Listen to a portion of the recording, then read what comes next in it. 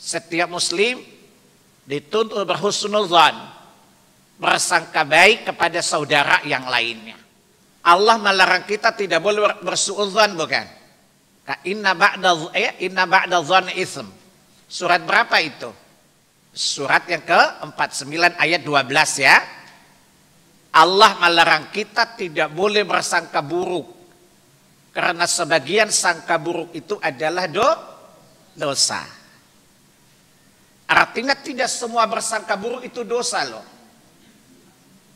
Bu, saya tanya sama ibu-ibu, apakah setiap bersangka buruk itu dosa? Tidak, Bu. Kata Allah, inna ba'da dzanni itsm. Sebagian dari sangka buruk itu dosa, tapi tidak semuanya dosa dong. Faham? Kalau ditanya, kapan sangka buruk tidak dosa? Kalau indikasinya kuat bahwa itu ada unsur kebohongan. Contoh siapa? Kisah Nabi Yakub kan, yang pernah dibohongi oleh anaknya. Jadi catatan, Bu, bersangka baik bukan berarti kita membiarkan diri jatuh pada kebodohan 2 kali ya. Karena mengatakan seorang mukmin tidak jatuh di lubang yang sama 2 kali kan. Contoh apa? Di surah 12 ayat 68 loh. Ketika Nabi Yakub, kakak-kakaknya meminta supaya siapa? Saudaranya Yusuf bin Yamin ikut dengan mereka. Apa kata dia? Bagaimana saya izinkan dia pergi dengan, bagaimana saya percaya kalian sementara kalian pernah membunuh kakaknya. Artinya bahwa bersangka baik itu tidak 100%. Ada kondisi kuat yang membuat orang itu untuk mencurigai orang lain.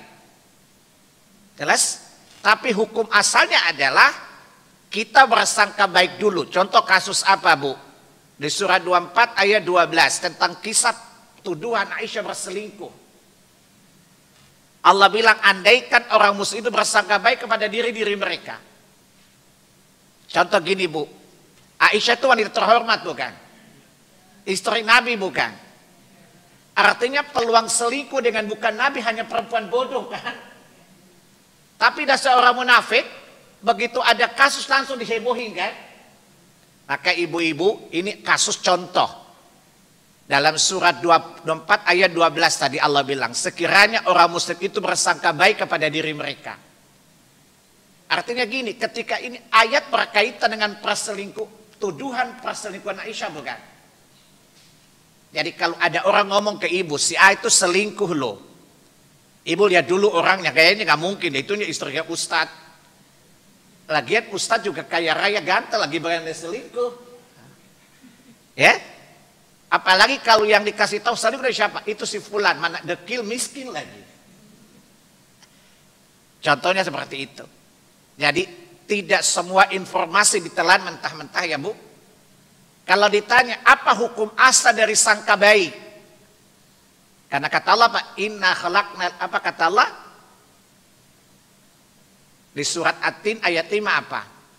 Laqad khalaqnal insana fi ahsani taqwim. Itu ayat pertama. Manusia dalam keadaan baik. Itu hukum asal. Berarti manusia asal ciptanya baik atau jelek? Baik ya.